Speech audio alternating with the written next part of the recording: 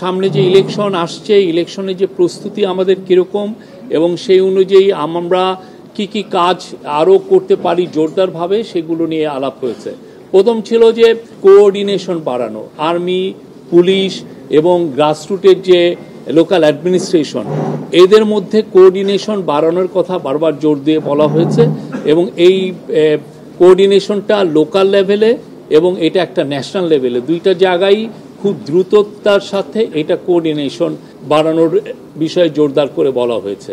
ইলেকশনের আগে পুলিশের প্রস্তুতির কথা বলা হয়েছে এবং পুলিশের আইজি মহোদয় বলেছেন যে আগামী মাস থেকে 1.5 লক্ষ পুলিশের ট্রেনিং হবে ইলেকশনের বিষয়ে। ঠিক আগামী মাসটা সেপ্টেম্বর, অক্টোবর এবং নভেম্বরে 1.5 লক্ষ পুলিশের নির্বাচন বিষয়ে তাদেরকে ট্রেনিং দেওয়া হবে।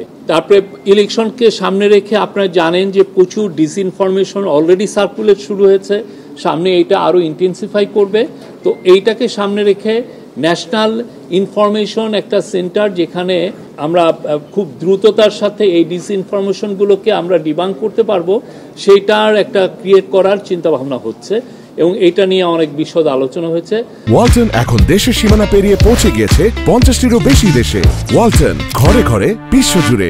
আমাদের হোম মিনিস্ট্রি বা পুলিশের এখানে বা যে একটা সেন্ট্রাল কমান্ড স্ট্রাকচার কিছুদিন আগে করা হয়েছে আপনারা জানেন, সেখানে একটা মিডিয়া সেন্টার প্রতিষ্ঠা করার কথা বলেছেন, যাতে করে খুব দ্রুত আইন শৃঙ্খলা সংক্রান্ত যে কোনো ইনফরমেশন খুব দ্রুত কালেক্ট করা যায় এবং ওই সময়ই এটা যাতে ডিসেমিনেট করা যায় এবং সেই জায়গায় প্রতিদিনই যাতে প্রেস কনফারেন্স করে আপনাদেরকে জানানো যায় যে কোথায় কিভাবে হচ্ছে, কোথাকার সিচুয়েশনটা কি, এই প্রত্যেকটা বিষয় এবং খুব দ্রুততার সাথে, এবং এইটার থেকে আপনারা যাতে প্রতিনিয়ত সব সময় যাতে ইনফরমেশন পান সেই বিষয়ে জোরদার করতে বলা হয়েছে।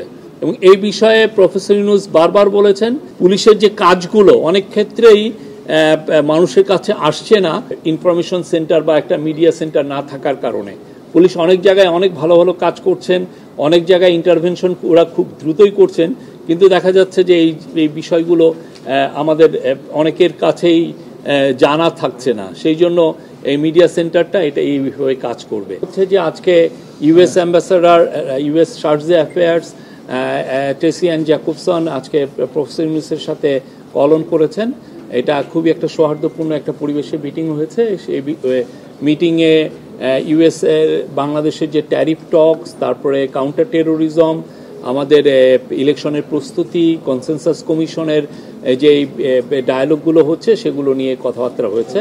প্রফেসর ইউনূস পুরো ইউএস চার্জে অ্যাফেয়ার্সকে জানিয়েছেন যে বাংলাদেশ গভর্নমেন্টের, ইন্টারিম গভর্নমেন্টের টপ প্রায়োরিটি হচ্ছে কাউন্টার টেরোরিজম এবং উনি বলেছেন টেরোরিস্টদের ব্যাপারে এই গভর্নমেন্টের জিরো টলারেন্স, কোনো ধরনের কোনো টলারেন্স টেরোরিস্টদের প্রতি শো করা হবে না, জিরো টলারেন্স। উনি এটা ব্যক্তহীন কণ্ঠে জানিয়েছেন।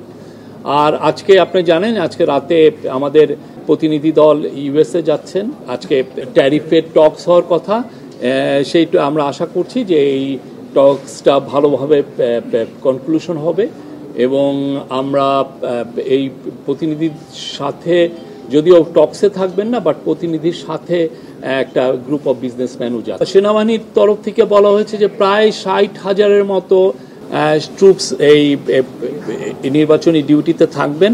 তারা তো অলরেডি জানেন যে তারা জুলাই আপরাইজিংয়ের সময় থেকেই 5ই আগস্টের পরের থেকেই তারা মাঠের ডিউটিতে আছেন, তাদের ম্যাজিস্ট্রেটি পাওয়ারও আছে।